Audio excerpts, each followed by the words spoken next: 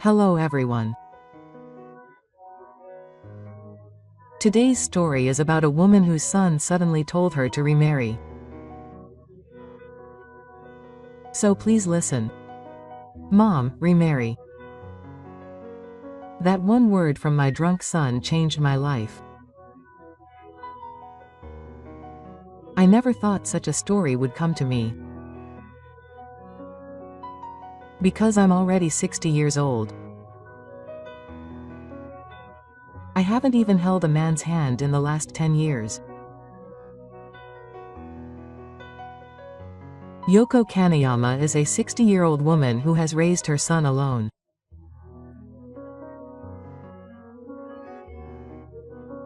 I'm an ordinary woman who has lived a slightly turbulent life. It was an unhappy life, wasn't it?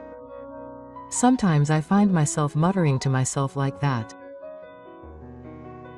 In fact, there were so many things that happened that if I told someone else, they would say it was like a drama. My parents died in an accident when I was in elementary school. From then on, I was pushed around by my relatives. I still dream about the day I was forced to stand at the front door with my luggage. I started working as soon as I graduated from junior high school. But I entered society relying only on my youth, and I ended up getting caught up with a man who wasn't even 6 years old. Honestly, my 20s were such a terrible time that I don't even want to remember them anymore. Violence, debt, hospitals. At that time, all I could do was just survive. That man died suddenly one day. He was probably on drugs or something. It was a sudden death. But I didn't cry. No, I couldn't cry. I was finally free from this man. That was all. A little while later, while working at a nightclub, I met a man who was a little kind. I became pregnant with his child. I believed that he would be happy if I told him properly, but from that day on, he was no longer able to contact me.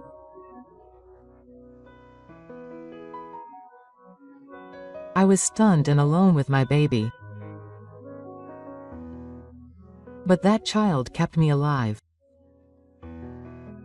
With the help of official documents, maternal and child support, and many other people, I switched to part-time work and raised my only son, Yuta. All I could think about was living and raising him. I didn't need any fun, love, or luxury. No, I couldn't. But Yuta grew up healthy and strong. Thanks to you, he went to university, managed to get a job with his elementary school allowance, and became a fine adult. And last month, my son Yuta got married. His partner is a reliable woman who works at a government office, and when I met him for the first time, I was so happy that I cried. Because I thought, is this child going to be happy? But while I was happy, when I returned to my room after the ceremony, I felt a strange hole in my heart. My role, which I had been so passionate about raising him, was over. When I thought about it, I wondered what I should rely on to live from now on.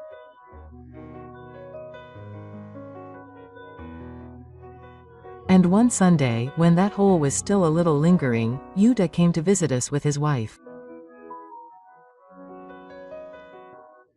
Yuta was a little drunk, which was unusual for him, and my mother said that it was about time for him to remarry.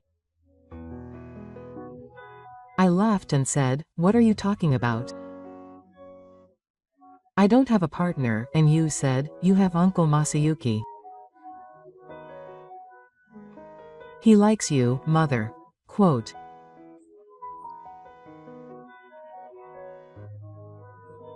Those words quietly fell on my chest like a dimensional bomb, and ever since that night, my heart has been restlessly stuck in my heart.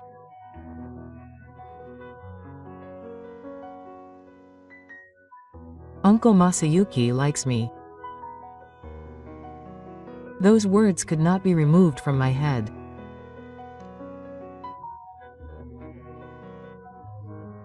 After Yuta left, whether I was cleaning up, drinking tea alone, folding laundry, or in bed at night, those words would suddenly come up from the depths of my heart. He likes me. I had never been looked at like that in my life. So when he said that to me, I felt confused. I have known Masayuki for over 20 years. We met when I was taking Yuta to the park by myself before he started kindergarten. He was still young at the time. He had lost his wife to illness and was working hard with his daughter Sake. He lived near my mother's home, and we happened to meet a few times, and before I knew it, we were naturally exchanging words. Raising a child alone is hard, isn't it? It really takes a lot of courage. We said that to each other and laughed, and as single parents, we naturally got close to each other. At the sports day, we ate lunch together, took pictures of our children, and talked about our troubles with crying at night, and when I was sick with a cold, he brought me some snacks. But I thought it was just like a friend. I didn't have the time to get close to someone. I thought it was a sin to even think about love and hate. But when I think back, I think Masayuki was always there for me when I was in trouble. When Yuta started crying at the school play, I didn't know what to do and I was lying down, but he came in and supported me.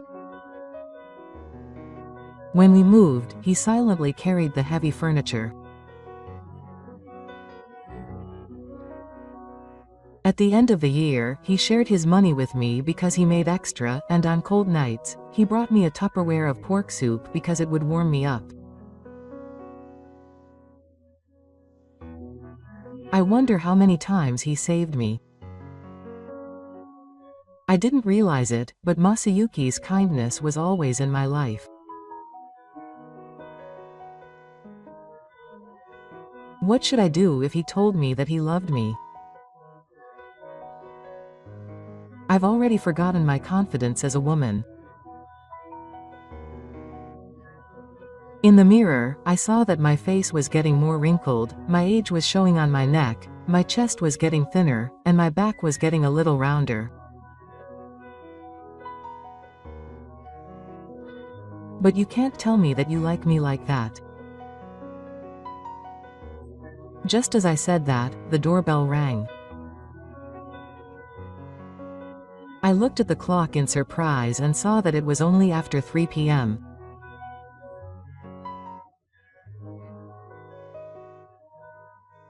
I went to the front door wondering who it was, and found Masayuki standing there holding a Tupperware container in both hands.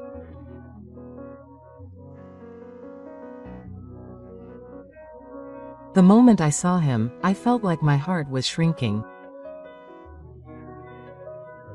The timing was so good that it was scary. Thank you. Ah, he's coming up. The words came out of my mouth so naturally that I was surprised. He looked a little surprised, but he opened his eyes wide, but he quickly smiled and said, "Just a little," and came up to the front door. I served him tea and sat across the table, but my heart had been beating fast for a while now, and I didn't have time to calm down. He must have noticed that I had been looking at Masayuki's face the whole time, because he spoke in a slur. Did something happen? At that moment, I felt like my throat was choking. It's nothing. I looked away, but my world stopped in an instant with the next words.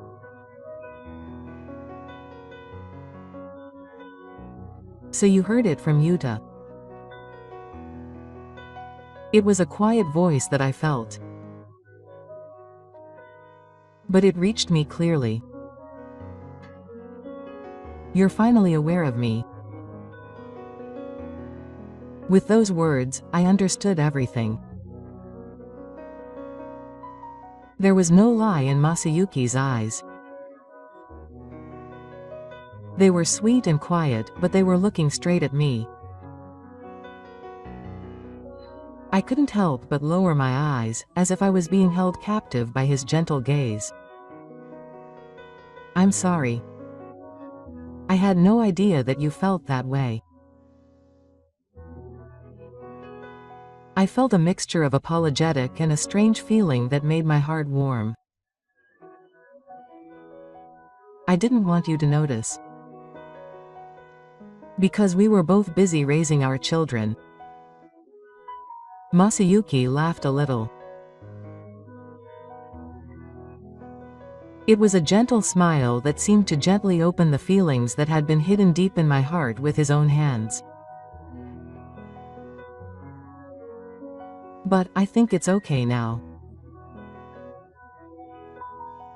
Following on from what I said earlier, I thought I was finally old enough to tell you how I feel.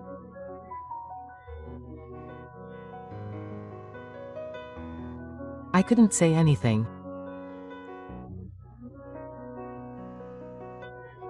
My heart was so full that if I put it into words, something would overflow, and I've always loved you, Yoko-san.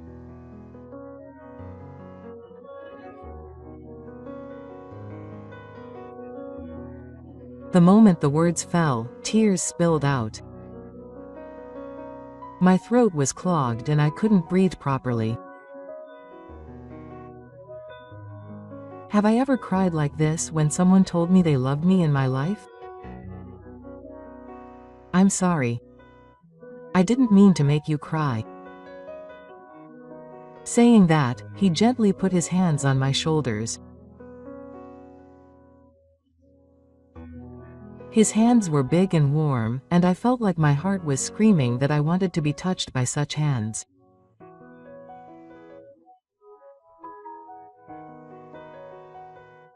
I buried my face in Masayuki's chest without being able to say anything, and his hands slowly and gently stroked my back.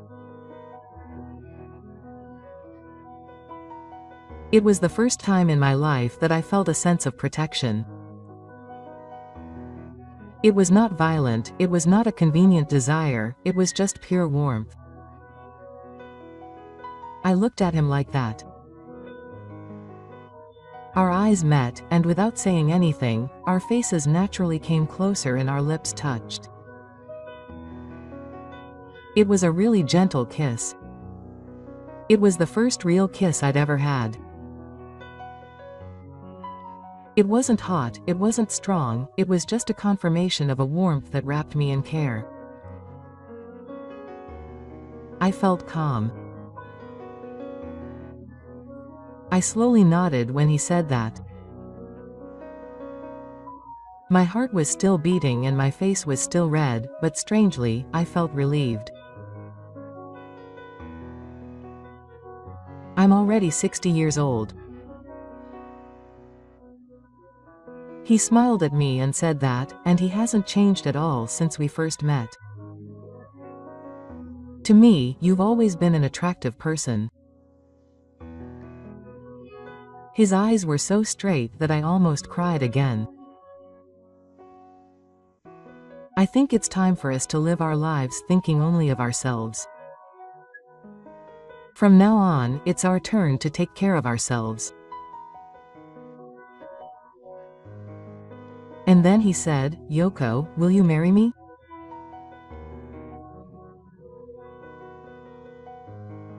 I never thought I would hear such words here. But there was no time to worry, and I gently took his hand. I've lived a long, lonely, and desperate life. I never thought that the day would come when someone would ask me to be happy together. The warmth of his hand made me feel glad to be alive for the first time. Is it really okay? Even at this age? I couldn't help but say it, but Masayuki narrowed his eyes as if he was smiling and gently wrapped my hand in his. Yes, that's enough. You're attractive, Yoko. That almost made my tears spill again. I'm still in my prime. I couldn't help but laugh at his joking words, and before the laughter had worn off, he kissed me again.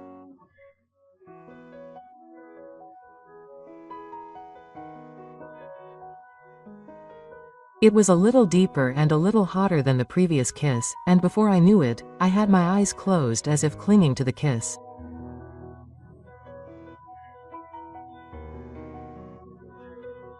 I had been hiding my womanhood somewhere for many years, but now I was about to wake up. When Masayuki's hand gently stroked my hair, touched my shoulder, and touched the collar of my yukata, I could no longer put the brakes on my heart. Of course I was embarrassed. I was embarrassed to expose my body like this at my age. But more than that, I was overflowing with the desire to be touched by this person. Before I knew it, I had accepted his hand of my own accord. You're beautiful. I thought he didn't want me to say that, but I wanted him to say it. Because it was a word that no one had ever said to me for a long time. Every time his fingertips slowly stroked my body here and there, as if to check it, I just closed my eyes and held my breath. When he asked me if I was okay, I just nodded slightly. Before I knew it, his hands were slowly taking off my clothes. I found myself letting myself go with the flow so obediently that I couldn't believe it. I want this person too. It was the first time in my life that I felt that way. I had never once thought that this person was the best, not that someone wanted me.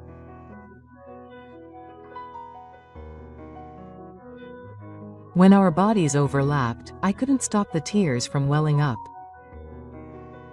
They were not tears of sadness, but probably tears of happiness. His voice was gentle and he called my name many times, and each time I felt like the ice that had been frozen deep in my chest for decades was melting little by little.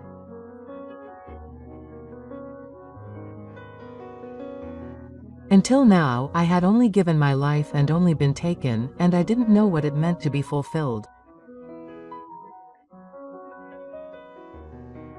But now I feel like I finally know what it means to be loved. The night blew and we fell asleep, our bodies close together. It was warm in Asayuki's arms, and I wished we could stay like this forever.